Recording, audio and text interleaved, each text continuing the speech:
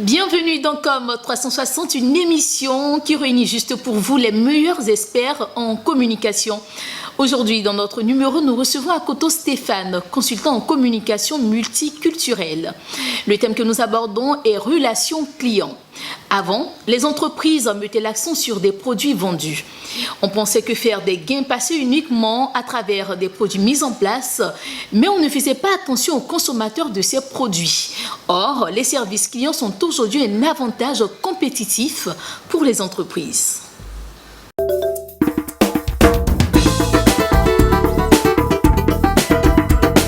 Monsieur Akoto Stéphane, bonjour. Bonjour madame. Au regard du constat qui a été fait, quelles sont pour vous aujourd'hui les attentes des consommateurs vis-à-vis des marques? Je dirais tout d'abord, force est de constater que la crise économique a eu une incidence sur les habitudes de consommation et bien évidemment sur le pouvoir d'achat des ménages, avec pour incidence de complexifier la relation client et plus précisément les attentes qu'ont ces clients vis-à-vis des marques. Ces attentes sont multiples et je pourrais entre autres citer la transparence, la confiance, la qualité et l'engagement social, sociétal et environnemental.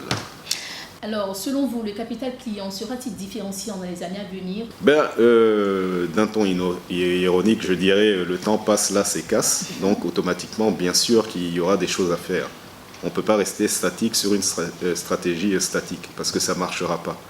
Le marché évolue, l'environnement concurrentiel aussi, ce qui veut dire que les entreprises vont devoir s'adapter pour pouvoir capter le capital sympathie au niveau de la clientèle et fidéliser la clientèle, ce qui veut dire connaître de mieux en mieux ce que le client veut, le servir de manière efficiente et être à l'écoute du client. Alors, est-ce qu'il faut dire que plus les années passent, les comportements des consommateurs changent?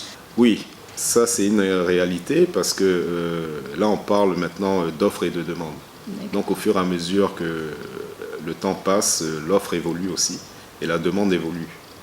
Donc un client lambda aura besoin à un moment donné d'un service lambda, mais au fur et à mesure qu'on évolue, ce service va évoluer. Et il faudra bien sûr s'adapter et pouvoir faire évoluer ce service de manière à pouvoir répondre aux besoins de ses clients, de ceux ou de ses clients. Comment donc proposer une expérience exceptionnelle à un client pour le fidéliser tout simplement? La première des choses en amont, c'est qu'il faut bien s'assurer que la marque est viable. Donc en interne déjà, il faudrait qu'il y ait une adhésion au niveau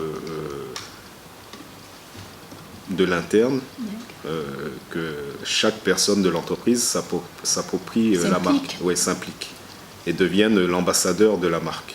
Ça, c'est, je veux dire, c'est le préalable. Et ensuite, c'est expliquer au client la marque, ce qu'on est, l'entreprise, ce que l'entreprise fait par rapport aux produits concernés. Expliquer les bénéfices de ce produit par rapport aux besoins du client. Et par la suite, assurer ce qu'on appelle un service après-vente. Il ne s'agit pas de se limiter simplement à la vente. Parce que là, c'est comme tuer en fait le marché dès le départ. Alors on en vient à cette question-là. Qu'est-ce qu'un client satisfait? Comment faire un ambassadeur? Déjà, il faut différencier le client satisfait et le client fidèle. Le client satisfait est très... je veux dire, on ne peut pas en fait se l'accaparer. Il est très volubile. Et le client fidèle, par contre, c'est un client qui reviendra une fois qu'il a procédé à l'acte d'achat. Il reviendra et il achètera une deuxième, une troisième et ainsi de suite. Est-ce qu'il faut dire qu'un client fidèle est un client satisfait? Effectivement. Mais un client satisfait n'est pas obligatoirement un client fidèle. D'accord. Alors comment faire un ambassadeur alors? Un ambassadeur, forcément un ambassadeur, ça sera un client fidèle. Et pour devenir un client fidèle, il y a toute une mécanique qui se met en place et qu'on appelle le parcours client. Donc le parcours client, ça part déjà, on est dans le domaine de la communication. Donc on va partir déjà pour une campagne donnée. Une campagne de communication est mise en place par rapport à un besoin bien précis. Donc communiquer sur ce besoin. Une fois qu'on a communiqué sur ce besoin, le client reçoit le message le client prend conscience que ce message répond à ses attentes, et là, il y aura le déclic d'achat qui va être engagé. Une fois que le déclic d'achat est engagé, il ne faudrait surtout pas que ça s'arrête là. On n'a pas gagné. Parce qu'après, ce dont je disais préalablement, c'est qu'il faut qu'il y ait un service après-vente. D'accord. Parce qu'il peut avoir un problème au niveau de la consommation en fait, de ce service, et il faut pouvoir expliquer aux clients et montrer qu'on est toujours à l'écoute et qu'on ne s'est pas limité juste à vendre ce service, et c'est tout. Moi, je vais revenir un peu sur la notion de client ambassadeur. Parce qu'un client ambassadeur représente automatiquement la marque sans que la marque le lui ait demandé. Donc, je veux qu'on éclaircisse un petit peu cette petite partie pour nos téléspectateurs. Transformer un client en ambassadeur, je reviendrai sur la première question que vous m'avez posée, où j'ai énuméré des attentes, les attentes des clients. Les attentes des consommateurs. Voilà, des consommateurs, donc c'est repartir de ces attentes. Donc la transparence, c'est expliquer aux clients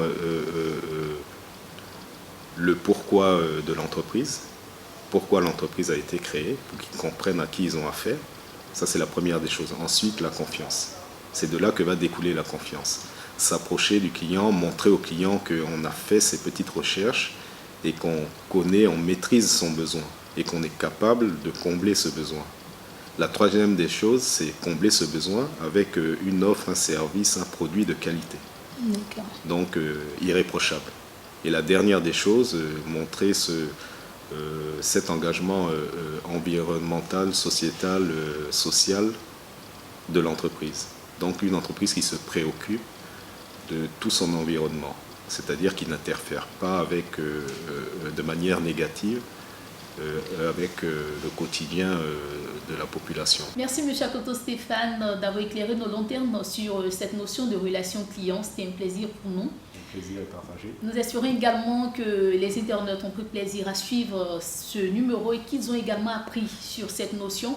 Vous pourrez également réagir, nous envoyer des questions et tout sur la notion de relation client.